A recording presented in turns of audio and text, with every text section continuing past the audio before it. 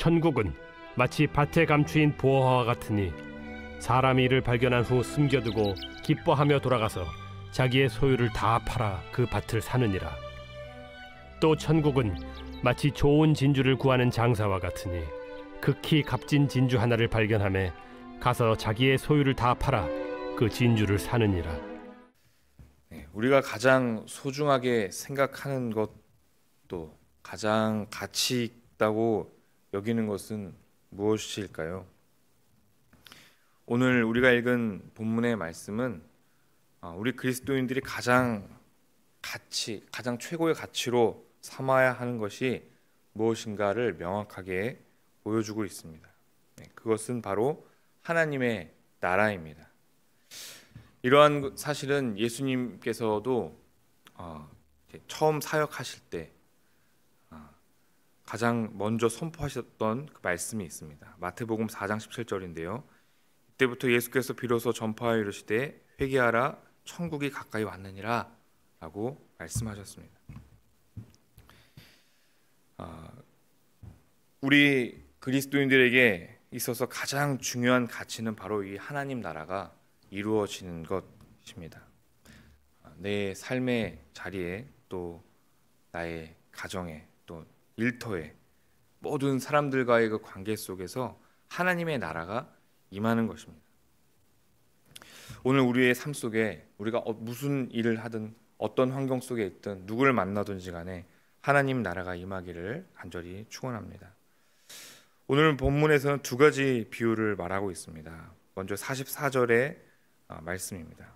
천국은 마치 밭에 감추인 보화 같으니 사람이 이를 발견한 후 숨겨두고 기뻐하며 돌아가서 자기의 소유를 다 팔아 그 밭을 사느니라. 예수님 당시에 유대 땅에서 자주 볼 수 있었던 모습 중에 하나는 여행을 떠나거나 또 전쟁 등을 이유로 피난을 갈 때 자신이 갖고 있는 귀중품들, 보석들을 맡겨둘 데가 없었어요. 은행도 없었고요. 이거 어떻게 해야 되나? 자신의 소유의 그 밭에 깊숙한 곳에 그 귀중품을 땅속에 묻고 갔습니다.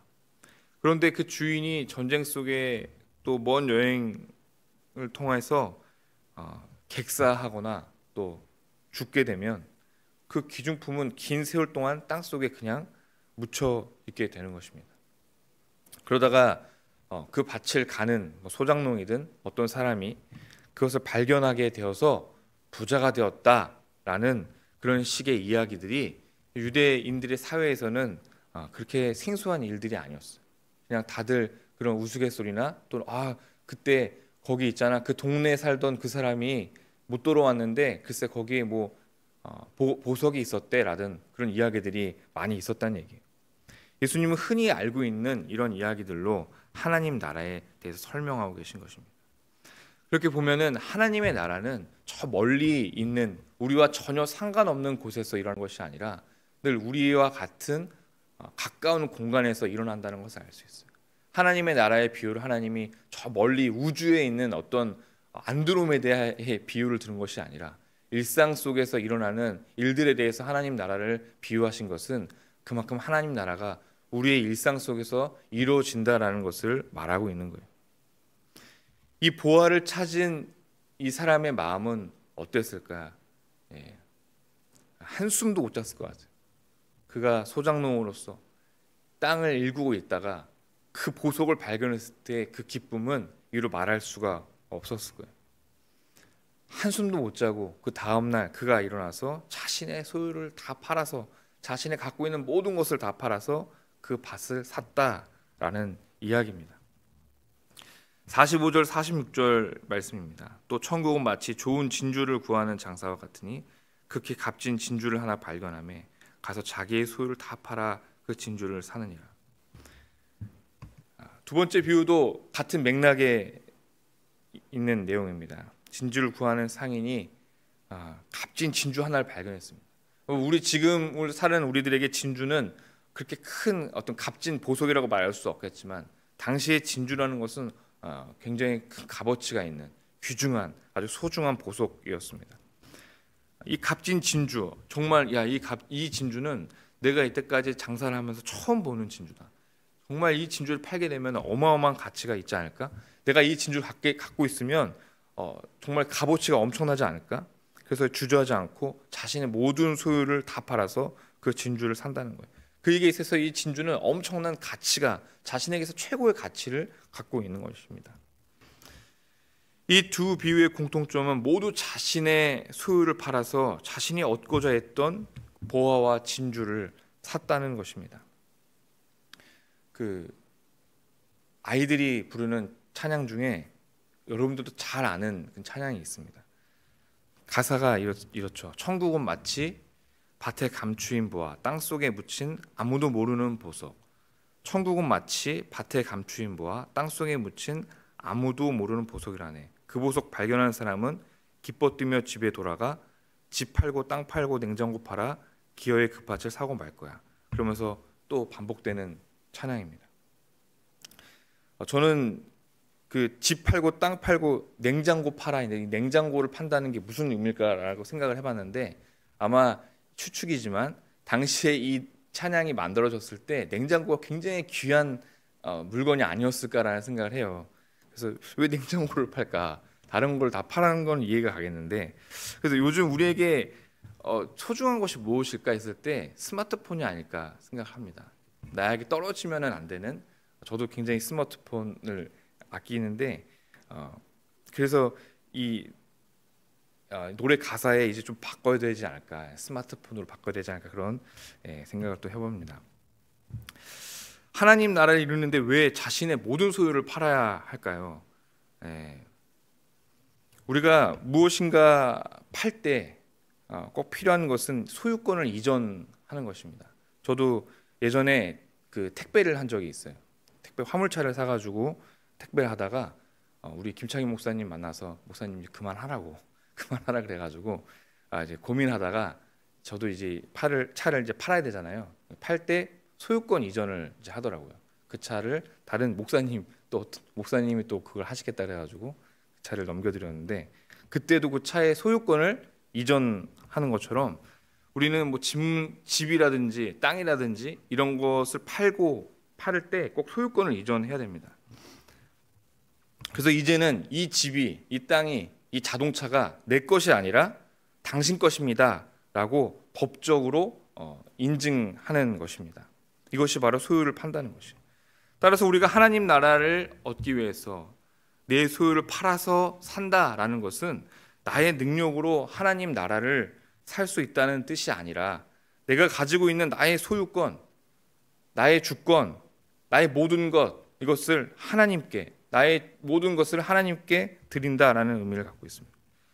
이제는 내가 주인이 아니라 하나님이 나의 주인 되신다라는 뜻입니다.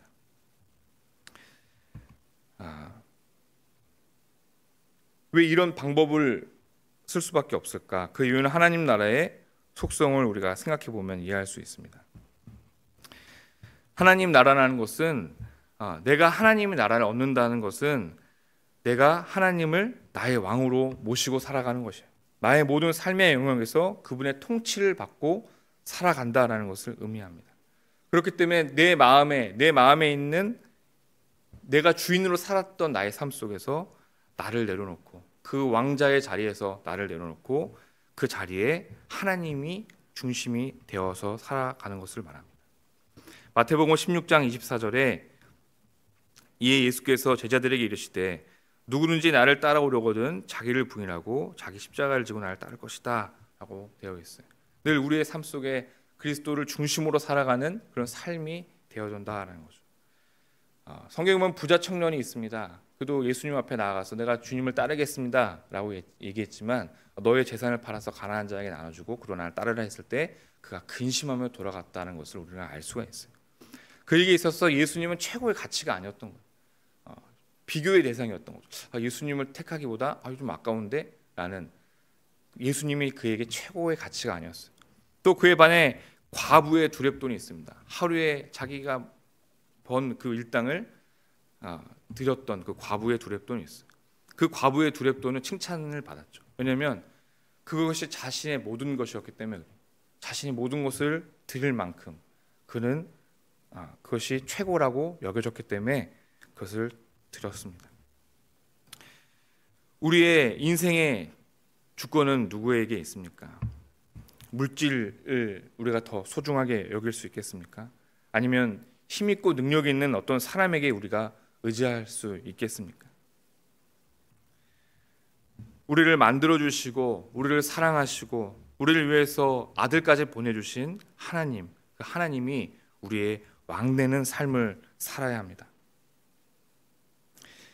우리가 하나님께 맡겨야 할 것, 그렇다면 최고의 가치이신 이 그리스도를 위해서 우리가 맡겨야 할 것이 무엇일까요? 네, 맞습니다. 오늘 말씀을 보면 모든 것을 다 팔라고 말씀을 하셨어요. 우리의 갖고 있는 모든 것, 집, 땅, 차, 내가 저축한 모든 것, 귀중품, 이 모든 것들이 다 하나님의 것이다 라는 거예요. 그 모든 것에서 모든 우선순위에 있어서 하나님이 최고의 우선순위에 있어야 되는 거예요. 사람의 관계에 있어서 어떤 것도 하나님보다 더 우선이 되는 것은 없습니다. 오직 하나님만이 우리의 왕이 되시기 때문입니다. 그래서 우리는 늘 우리의 삶 속에서 그것을 인정하며 살아가야 되는 거예요. 사실 그것이 쉬운 일은 아닙니다. 나의 직장, 하나님께서 나에게 주신 이 직업, 나의 일, 나의 재능이나 취미나 내가 갖는 모든 취미들, 지식들, 이 모든 것들까지도, 감정이나 시간까지도, 건강까지도 모든 것이 하나님의 것이라는 것을 우리가 인정하며 살아가야 되는 거죠. 마지막으로 우리의 생명까지도 하나님이 주권자임을 우리는 인정할 수 있어야 돼요. 나의 생명이 하나님의 손에 있음을 인정하고 맡겨드릴 수 있는 그런 믿음이 우리에게 있어야 됩니다. 마지막으로 이 보화를 발견한 사람의 태도를 보면 좋겠습니다. 44절을 제가 읽겠습니다. 천국은 마치 밭에 감추인 보화 같으니 사람이 이를 발견한 후 숨겨두고 기뻐하며 돌아가서 자기의 소유를 다 팔아 그 밭을 사느니라. 이 보화를 발견한 사람이 자신의 소유를 팔 때 어떤 마음이겠습니까? 억지로 이것을 한 것입니까? 어쩔 수 없이 다 팔았습니까? 아니면 희생을 한다고 생각했을까요? 아닙니다. 이 보화를 발견한 사람, 자신의 모든 것을 팔았던 이 사람은 자원하여서 기쁨으로 자신의 소유를 팔고 있습니다. 이러한 행동들, 이러한 모습들은 세상에서 상식을 벗어난 행동일 수밖에 없죠. 하지만 하나님 나라의 진정한 가치를 알고 있는 사람들, 그것을 발견한 사람들은 자신의 모든 것을 들여서 하나님께 드릴 수 있는 것입니다. 나의 모든 것, 내가 갖고 있는 모든 것보다 하나님이 최고의 가치, 최고의 우선순위라는 사실을 발견하게 된다는 거죠. 우리가 하나님을 만났을 때 얼마나 감동이 있고 그 은혜가 넘치고 하나님이 최고다, 하나님 역시 주님이 나의 왕이십니다라고 고백했던 적이 있지 않습니까? 오늘 우리가 살아가는 이 현장에서도, 이 현실에서, 이 시간 속에서도, 지금 우리가 살아가는 이 순간 속에서도 늘 우리가 하나님이 나의 최고의 가치가 되어야만 합니다. 하나님의 나라의 비밀을 아는 사람, 십자가를 통해서 보여주신 그 은혜와 사랑에 감격한 사람은 결코 우리가 하나님을 대하여 살아가는 것이 내가 희생하는 거야 라고 하지 않습니다. 억지로 끌려가서 하는 것이 아닙니다.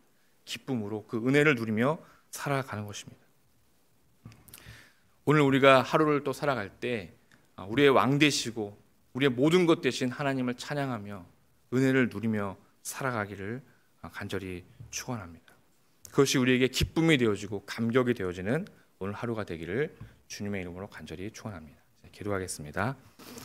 하나님 감사합니다. 우리의 최고의 가치, 우리의 최고가 되시는 하나님, 주님을 찬양합니다.